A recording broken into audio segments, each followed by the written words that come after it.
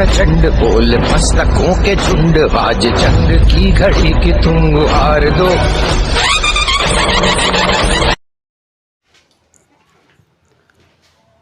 जय हिंद दोस्तों, एक बार फिर आप सभी का आपके अपने परिवार में स्वागत है। हम लोग पढ़ रहे थे केमिस्ट्री का टॉपिक आईयूपीएसी नामकरण। पिछले वीडियो में हम लोगों ने आईयूपीएसी नामकरण को कंप्लीट कर लिया। 4 या 5 लेक्चर था। अगर आप चैनल पे नए हैं तो प्लेलिस्ट में जाकर के आईयूपीएसी नामकरण को देख सकते हैं और चैनल को सब्सक्राइब भी कर लीजिए, क्योंकि यहाँ आपको हाई स्कूल और कक्षा 11-12 का ऑल सब्जेक्ट पढ़ने को मिल सकता है। धीरे धीरे हम पढ़ा रहे हैं। ये 1-2 सब्जेक्ट कंप्लीट भी हो गया है। अगर आप चाहें तो प्लेलिस्ट में देख सकते हैं। और कक्षा 12 का मैथ भी कंप्लीट, अवकलन कंप्लीट हो गया है, समाकलन चलने वाला है। तो चलिए, जो कक्षा 10 में आईयूपीएसी के बाद दिया गया इसी में है, चैप्टर में दहन क्या है, ईंधन क्या है, ज्वाला क्या है और कार्बन के विषय में हम लोगों को देखना है, कोयला के विषय में। तो छोटी छोटी चीज़ें हैं जो 2-2 नंबर के प्रश्न आते हैं। इसको आज हम लोग कंप्लीट कर ले रहे हैं। तो देखिए, पहला टॉपिक है दहन। देखिए, दहन किसे कहते हैं? हिंदी में कहते हैं दहन और अंग्रेजी में इसको कहते हैं कंब्यूशन। दहन और अंग्रेजी में इसको कहते हैं कंब्यूशन। ये दहन किसे कहते हैं? जितने भी कार्बनिक यौगिक हैं, सभी कार्बनिक यौगिक, देखिए हम लिख दे रहे हैं सभी कार्बनिक यौगिक, सभी कार्बनिक यौगिक ऑक्सीजन की उपस्थिति में जलने के पश्चात कार्बन डाइऑक्साइड गैस व ऊष्मा जलवाष्प बनाते हैं। देखिए, ये हो गया, यही आपका परिभाषा। इतना आप बोल दिए, परिभाषा कंप्लीट। हम बोल रहे हैं, ध्यान से सुनिए। सभी कार्बनिक यौगिक, पूरा फ्रेम में नहीं आ रहा है क्या? ठीक।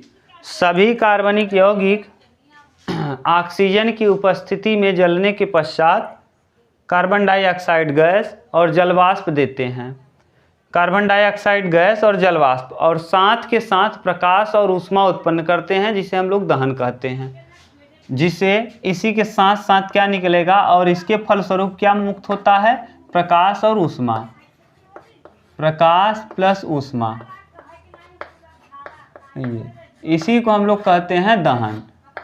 ठीक। तो आप देखते भी होंगे दहन, जब आप किसी चीज़ को होलिका दहन सुने होंगे। होलिका दहन, दहन माने जलना। जब कोई चीज़ जलता है तो ऐसी स्थिति में आपने देखा होगा कि क्या निकलता है? वहाँ से प्रकाश भी निकलता है और गर्मी भी।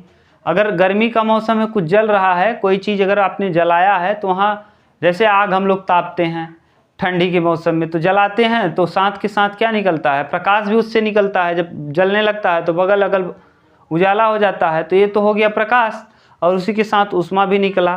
तो सभी कार्बनिक यौगिक ऑक्सीजन की उपस्थिति में जलने के पश्चात कार्बन डाइऑक्साइड गैस, जलवाष्प भी आपने देखा होगा।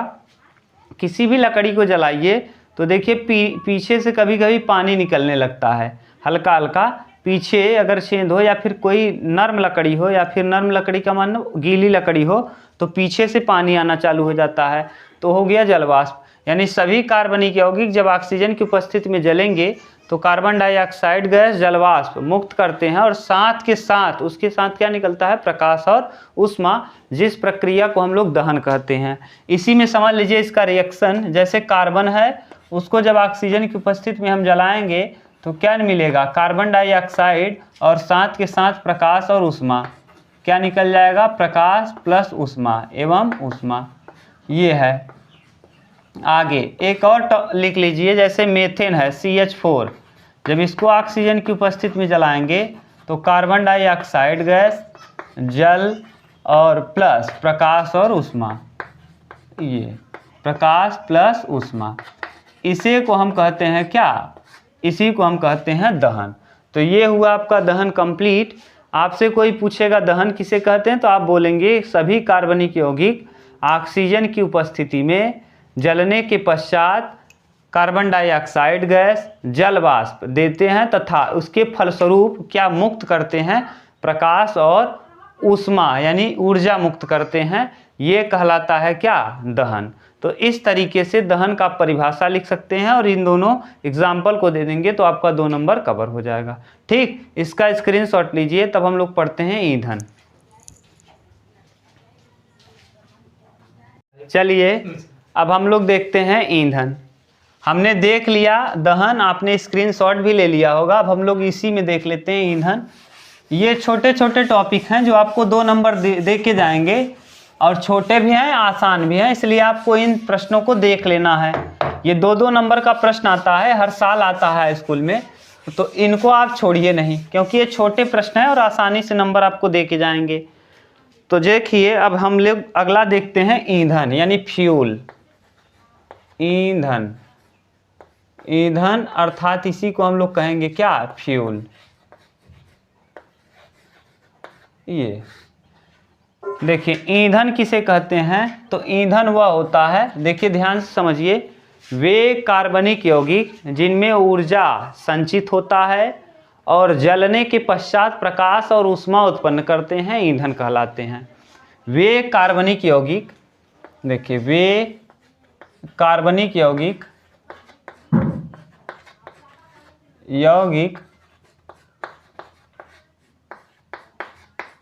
जिनमें क्या?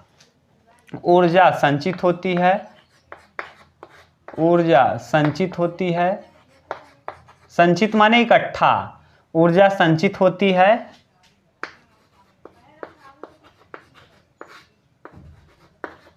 और जलने के पश्चात, संचित होती है और जलने के पश्चात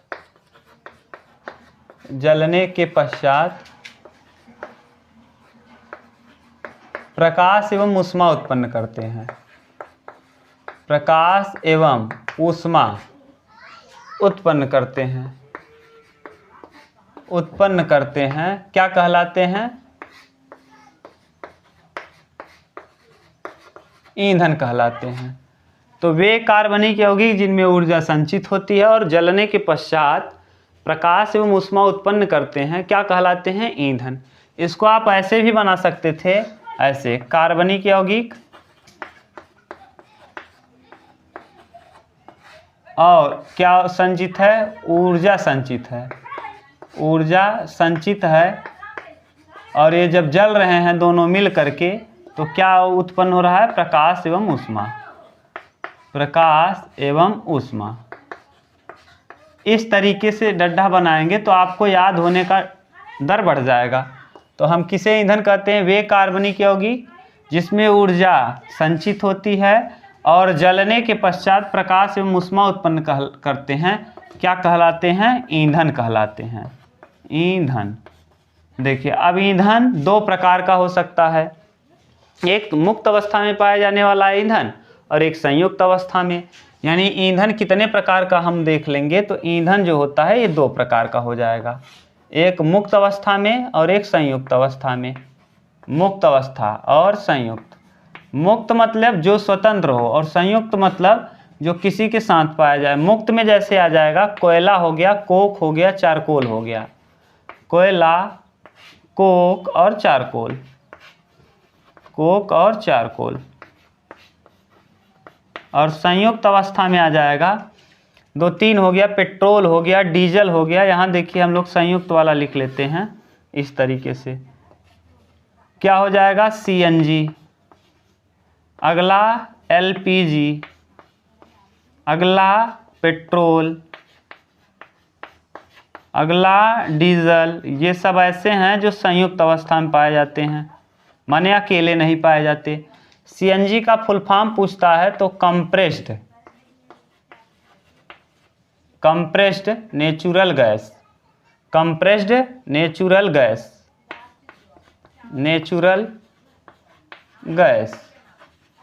और CNG जो होता है इसमें क्या क्या रहता है, तो इसके 3 घटक होते हैं, मीथेन होता है, एथेन होता है और प्रोपेन। मीथेन, ईथेन और प्रोपेन, मीथेन, एथेन और क्या? प्रोपेन। ठीक, जिसमें मीथेन सबसे अधिक होता है, करीब 80 या 90% होता है। 80 से 90% किसकी मात्रा होती है? मीथेन। तो इसीलिए CNG का जो मुख्य घटक होता है वो कौन होता है? मीथेन। ठीक, अगला LPG है। LPG का फुल फॉर्म होता है लिक्विफाइड पेट्रोलियम गैस। पेट्रोलियम और क्या? गैस। ये LPG में क्या क्या, LPG का मुख्य घटक कौन कौन होता है? तो यहाँ देख लीजिए, ये स्पेस नहीं है तो यहाँ लिख दे रहे हैं। LPG का जो मुख्य घटक होता है BP होता है। जब आप गैस कभी जला तो जलने पे आपका बहुत तेज़ी से आग लग जाए तो BP बढ़ जाएगा। क्या बढ़ जाएगा? BP। तो B से हो जाएगा ब्यूटेन और P से हो जाएगा प्रोपेन, यानी ब्यूटेन और प्रोपेन। तो ब्यूटेन और क्या? ये ब्यूटेन और प्रोपेन का मिश्रण होता है, ब्यूटेन और प्रोपेन। तो आपसे ये हो गया ईंधन। ईंधन के विषय में हम लोगों ने बहुत कुछ समझ लिया कि वे कार्बनिक यौगिक जिनमें ऊर्जा संचित हो और जलने के पश्चात प्रकाश और ऊष्मा उत्पन्न करें, उसे हम क्या कहते हैं? ईंधन। वे कार्बनिक यौगिक जिनमें ऊष्मा संचित हो, ऊर्जा संचित हो और जलने के पश्चात प्रकाश और ऊष्मा उत्पन्न करे, ईंधन कहलाते हैं। ईंधन दो प्रकार का होता है, मुक्त अवस्था में पाया जाने वाला ईंधन और संयुक्त अवस्था में। मुक्त अवस्था में कोयला, चारकोल और क्या पाया जाएगा? और कोक। संयुक्त अवस्था में ढेर सारा है, जैसे CNG हो गया, LPG हो गया, पेट्रोल हो गया, डीजल हो गया। तो CNG का फुल फॉर्म पूछता है तो कंप्रेस्ड नेचुरल गैस।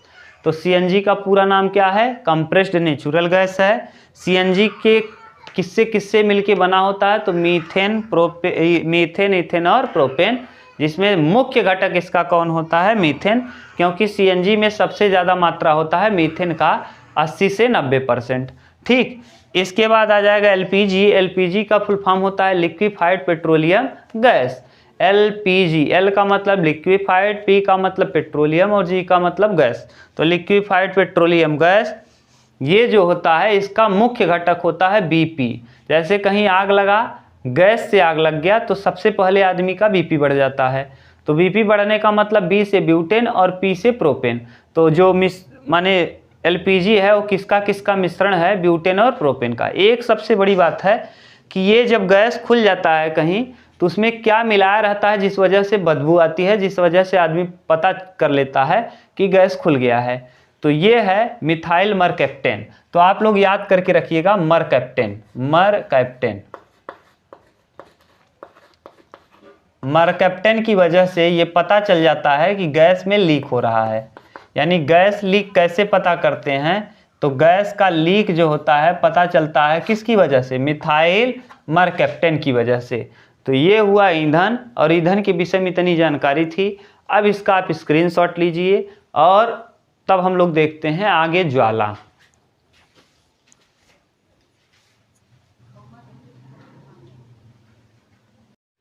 चलिए, तो आप लोगों ने स्क्रीनशॉट ले लिया होगा। अब आपकी किताब में बच्चों ये दिया है, कोयला के विषय में दिया है और पेट्रोल के बारे में, तो इसको भी हम लोग समझ लेते हैं। आपने स्क्रीनशॉट लिया होगा। अब देखिए, कोयला और पेट्रोल के बारे में हम लोग समझते हैं। तो पहले हम लोग देखते हैं कोयला। कोयला क्या है? तो समझिए, कोयला जो होता है ये क्या है? तो आपसे पूछेगा कोयला, तो कोयला के विषय में देखिए, ये कोयला तो कोयला जो होता है एक हाइड्रोजन, कार्बन और ऑक्सीजन, कार्बन, हाइड्रोजन और ऑक्सीजन के यौगिकों का जटिल मिश्रण है। के यौगिक का कैसा मिश्रण है? यौगिकों के जटिल मिश्रण को हम क्या कहते हैं? यौगिकों के जटिल मिश्रण को कोयला कहते हैं, जटिल मिश्रण। तो आपसे पूछा जाएगा कोयला किसे कहते हैं? तो कार्बन, हाइड्रोजन और ऑक्सीजन के यौगिकों के जटिल मिश्रण को हम लोग कहते हैं कोयला। कोयला क्या है? कार्बन, हाइड्रोजन, ऑक्सीजन यौगिकों के जटिल मिश्रण को कोयला कहते हैं। कोयला साथ ही साथ इसमें कुछ मात्रा में बच्चों सल्फर और नाइट्रोजन भी पाया जाता है। कुछ मात्रा में इसमें क्या पाया जाता है? सल्फर और नाइट्रोजन। तो सल्फर और क्या पाया जाता है? नाइट्रोजन। तो कुछ मात्रा में इसमें सल्फर और नाइट्रोजन, लेकिन मुख्य घटक यही है। कार्बन, हाइड्रोजन और ऑक्सीजन यौगिकों के जटिल मिश्रण को हम क्या कहते हैं? कोयला। कोयला जो होता है यह 4 प्रकार का होता है। कौन कौन सा? ए, बी, लीपी। पिछले वीडियोज को अगर आप देखते आ रहे होंगे तो आपको पता है ए, बी, लीपी। तो ए, बी, लीपी ये 4 प्रकार का कोयला होता है। ए का मतलब होता है एंथ्रासाइट, बी का मतलब बिटुमिनस, ली का मतलब लिग्नाइट और पी का मतलब पिट। लिग्नाइट और पी का अर्थ होता है पिट। तो ये कोयला कितने प्रकार का होता है? 4 प्रकार का। तो आपको अब समझ में आया होगा कि कोयला क्या है। कार्बन, हाइड्रोजन, ऑक्सीजन के जटिल यौगिकों का मिश्रण होता है।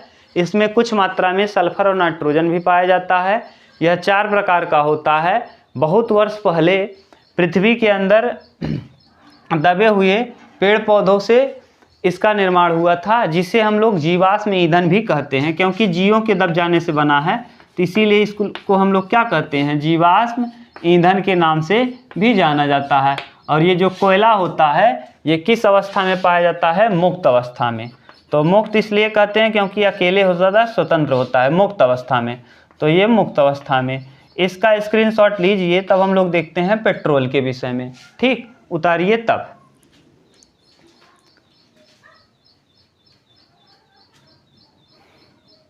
ये अब हम लोग देख लेते हैं पेट्रोल के बारे में। पेट्रोल देखिए, पेट्रोल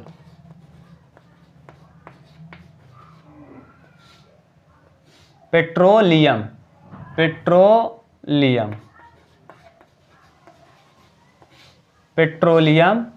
पेट्रोलियम में देखिए ये क्या होता है। इसमें 2-3 चीज़ें आप जान लीजिए। ये चिपचिपा होता है, गाढ़ा होता है, चिपचिपा, गाढ़ा, गहरा भूरा रंग, गहरा भूरा रंग। तो पेट्रोल के विषय में अगर कोई आपसे पूछेगा तो पेट्रोल जो है ये गहरा भूरा रंग का गाढ़ा चिपचिपा द्रव होता है। पेट्रोल गहरे भूरे रंग का चिपचिपा और गाढ़ा द्रव होता है। पेट्रोलियम गहरे भूरे रंग का चिपचिपा और गाढ़ा द्रव होता है। इसे काला सोना भी कहा जाता है और इसे काला सोना और द्रव सोना के नाम से भी जाना जाता है। क्यों? इसे काला सोना भी कहते हैं और द्रव सोना भी। ये काला सोना कहलाता है और क्या कहलाता है?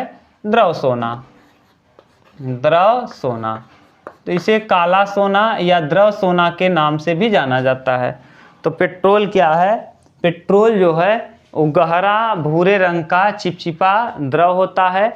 गहरा भूरा रंग गाढ़ा तथा चिपचिपा द्रव होता है, जिसको हम लोग क्या कहते हैं? काला सोना या द्रव सोना के नाम से भी जानते हैं। काला या भूरा सोना के नाम से या द्रव सोना। इसीलिए एक बार प्रश्न पूछा था कि काला सोना किसे कहते हैं, तो पेट्रोलियम को काला सोना के नाम से भी जाना जाता है। दूसरी बात, ये जो पेट्रोलियम शब्द है ग्रीक भाषा का शब्द है। कहाँ का शब्द है? ग्रीक भाषा का शब्द है। किस भाषा का? ग्रीक। ये ग्रीक भाषा का शब्द 2 शब्दों से मिलकर बना है। ये ग्रीक भाषा के 2 शब्दों से मिलकर बना है, पेट्रा और ओलियम। पेट्रा और ओलियम। तो पेट्रोलियम जो है 2 शब्दों से मिलकर बना है, ग्रीक के 2 शब्दों से मिलकर बना है, पेट्रा और ओलियम। जहाँ पेट्रा का अर्थ होता है चट्टान और ओलियम का अर्थ होता है तेल। ओलियम का अर्थ क्या है? तेल। अर्थात वह तेल जो चट्टानों के नीचे पाया जाता है उसी को हम क्या कहते हैं? पेट्रोलियम। तो वह तेल जो चट्टानों के नीचे पाया जाता है उसी को हम लोग कहते हैं पेट्रोलियम।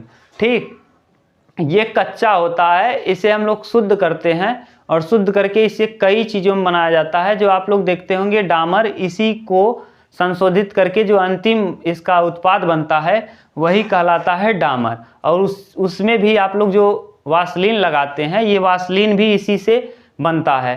ठीक, तो ये है पेट्रोलियम। पेट्रोलियम है ग्रीक भाषा के 2 शब्दों से बना है, एक शब्द है पेट्रा और दूसरा शब्द है ओलियम।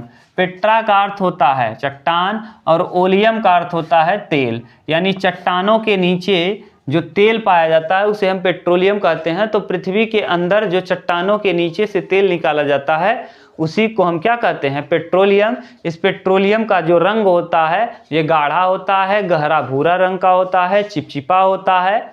ठीक, इसे द्रव सोना या काला सोना के नाम से भी जाना जाता है।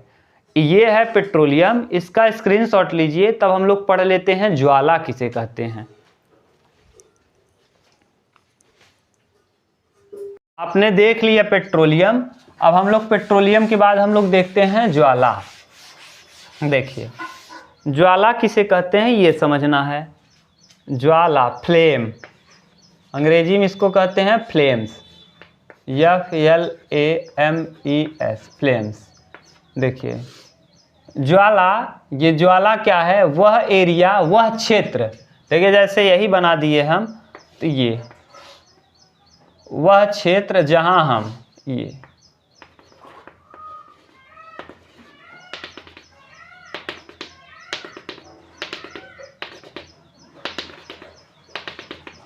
ये एरिया, ये वाला जो एरिया है इधर जहां निकल रहा है, तो वह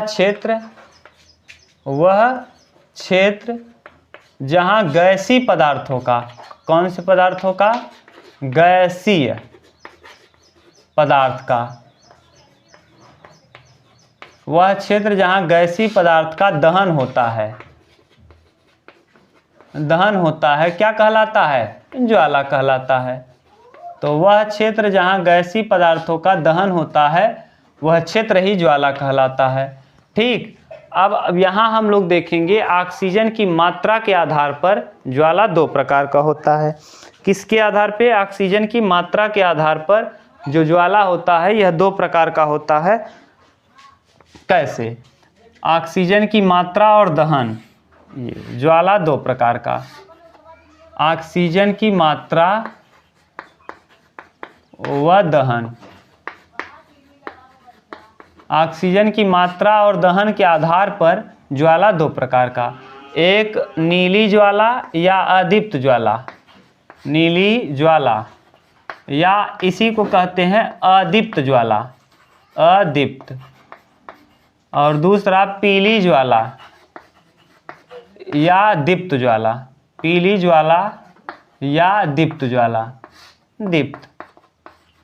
ठीक, दीप्त ज्वाला ये है। तो नीली ज्वाला या अदीप्त ज्वाला जब ऑक्सीजन की मात्रा अधिक हो ना, और जब जले कोई चीज़ और जलने के पश्चात इसमें प्रकाश कम हो, प्रकाश भी कम होता है। जब आप देखिए, जब कभी भी गैस नीले रंग का जलता है तो उसमें ऊष्मा ज़्यादा रहती है, यानी इसमें ऊष्मा अधिक होगी, ऊष्मा क्या होगी, ज़्यादा, और प्रकाश कम, यानी यह दूर तक दिखेगा नहीं। और इसमें प्रकाश ज़्यादा होगा, ऊष्मा कम होगी, ऑक्सीजन की मात्रा ज़्यादा, और इसमें पूरा कंप्लीट पदार्थ जो होगा वो कंप्लीट जलेगा, इसमें कुछ से अवशेष नहीं बचेगा। जैसे आपने गैस सिलेंडर में जब नया नया भरा के लाते हैं तो उस समय वो किस रंग का जलता है, नीले रंग का। नीले रंग का जलने की वजह से वह ज़्यादा दूर तक दिखाई नहीं पड़ता, अर्थात उसमें प्रकाश कम रहता है। उस समय उसमें ऊष्मा की मात्रा ज़्यादा होती है, हीट ज़्यादा होता है, आपने देखा भी होगा उसमें हीट ज़्यादा होगी। और दीप्त ज्वाला यानी दूर तक दिखेगा, पीले रंग का हो जाएगा। जब गैस ख़त्म होने वाला रहता है तो पीले रंग का जलने लगता है, तो आदमी समझ जाता है कि गैस ख़त्म होने वाला है, अर्थात उसमें प्रकाश ज़्यादा दिखेगा, प्रकाश की मात्रा ज़्यादा हो जाएगी, ऊष्मा की मात्रा कम हो जाएगी। ठीक, ऊष्मा की मात्रा क्या होगी, कम। तो ज्वाला किसे कहते हैं, वह क्षेत्र जहाँ गैसीय पदार्थों का दहन होता है उसे हम क्या कहते हैं, ज्वाला कहते हैं। तो वह क्षेत्र जहाँ गैसीय पदार्थों का दहन हो उसे क्या कहेंगे, ज्वाला कहेंगे। ज्वाला दो प्रकार से हो सकता है, ऑक्सीजन की मात्रा और दहन के आधार पे ज्वाला दो प्रकार का, यानी जलने के आधार पे दो प्रकार का, या तो पूरा पूरा जल जाएगा कोई चीज़, या तो अवशेष बच जाएगा। जो पूरा पूरा जलेगा इसमें उसमें क्षमता ज़्यादा होगी, यानी वो अच्छा कार्बनिक यौगिक है, यानी अच्छे से जला है। जैसे जो पूरा पूरा जलेगा नीले रंग का प्रकाश देगा और प्रकाश वह दूर तक नहीं दिखेगा और उसमें ऊष्मा ज़्यादा होगी। जो पीले रंग का जलेगा उसमें प्रकाश दूर तक दिखेगा और उसमें ऊष्मा कम होगी। तो प्रकाश और दहन के आधार, ऑक्सीजन और दहन के आधार पे हम इसको दो भाग में बांट दिए। तो ये था ज्वाला। और इस तरीके से जो छोटे छोटे टॉपिक थे आपके कार्बनिक रसायन में, जो हम लोग कार्बन चैप्टर पढ़ रहे थे, कार्बन और उसके यौगिक, ये छोटे छोटे चैप्टर कंप्लीट हो गए। अगला हम लोग पढ़ेंगे साबुन। साबुन और अपमार्जक किसे कहते हैं। साबुन का सूत्र C कितना होता है, C17H35 COONA कैसे होता है, ये हम लोग अगले वीडियो में देखेंगे। तब तक के लिए थैंक यू। अगर आप चैनल पे नए हैं तो चैनल को सब्सक्राइब कर लीजिए और वीडियोज को शेयर किया करिए। Thank you, take care, bye bye.